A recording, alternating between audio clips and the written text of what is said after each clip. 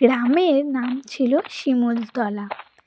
চারিদিকে বাগান, মাঝখানে একটা দাঁড়িয়ে থাকা পুরানো বাড়ি।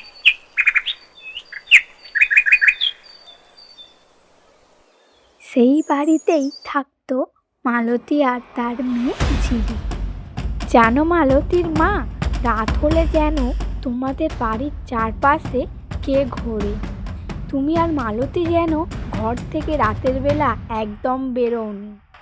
এইসব কথা শোনার পর মালতী বিশ্বাস করে না।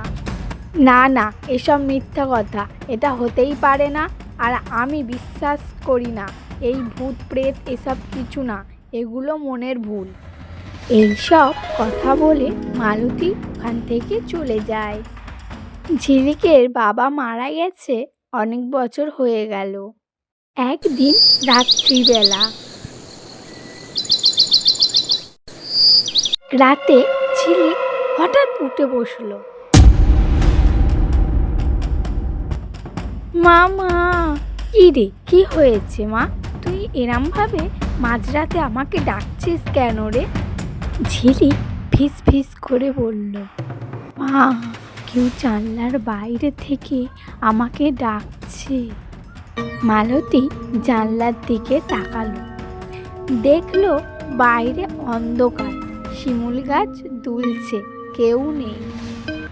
ঝিলিক মা, তুই স্বপ্ন দেখছিস, খারাপ স্বপ্ন, তুই ঘুমা। তারপর ঝিলিক ঘুমিয়ে পড়ে। পরের দিন রাত্রিবেলা আবার একই ঘটনা ঘটে। এবার ঝিলিক কাঁদতে কাঁদতে বলে, মা, ও বলছে ঝিলিক এসো, দরজা খোলো। মালতীর গা ছমছম করে উঠল। সে মেয়েকে নিয়ে আবারও শুয়ে পড়ল। খানিকক্ষণ পর দরজা খোলার শব্দ হলো।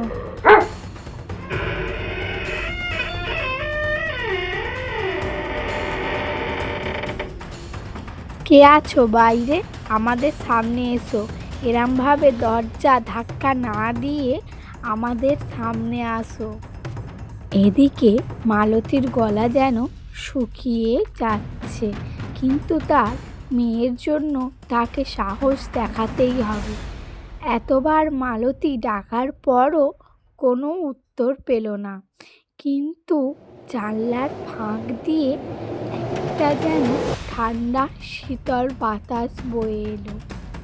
পরের দিন সকালবেলা মালিনী তখন রুটি বানাচ্ছে।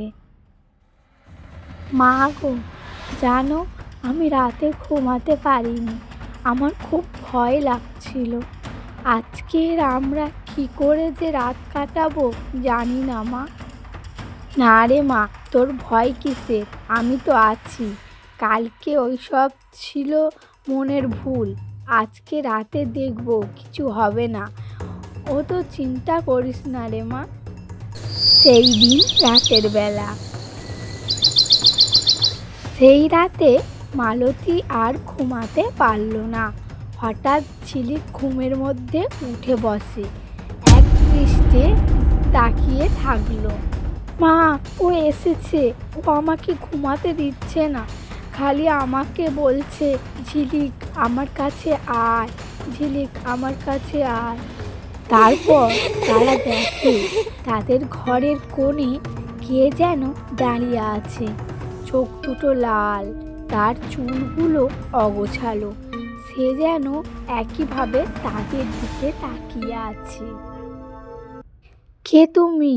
কে ওখানে দাঁড়িয়ে আছো? তখন সে শুনতে পায় ফিস ফিস শব্দ। আমি তোমার মতোই একজন মা ছিলাম। মালতীর মাথায় যেন বজ্রপাত পড়ল।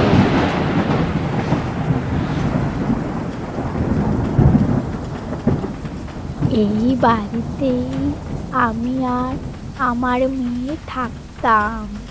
একদিন রাতে আমাদের ঘরে আগুন লাগায় আমার আর আমার মেয়ের মৃত্যু হয়।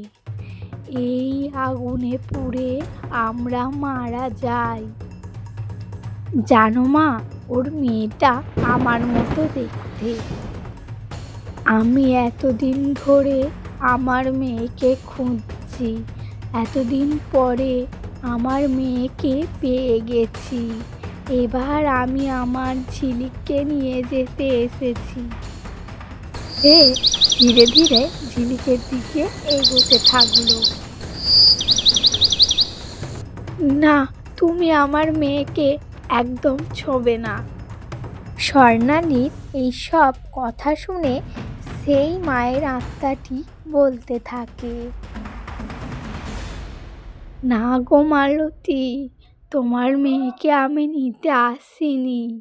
আমি এসেছিলাম দেখতে আমার মেয়ে বেঁচে থাকলে কত বড় হতো। এই কথা বলে স্বর্ণালী সেখান থেকে আস্তে আস্তে মিলিয়ে যায়। সকালে গ্রামবাসীরা জানালো, অনেক বছর আগে ওই বাড়িতে সত্যি আগুন লেগে মা ও মেয়ে মারা গিয়েছিল।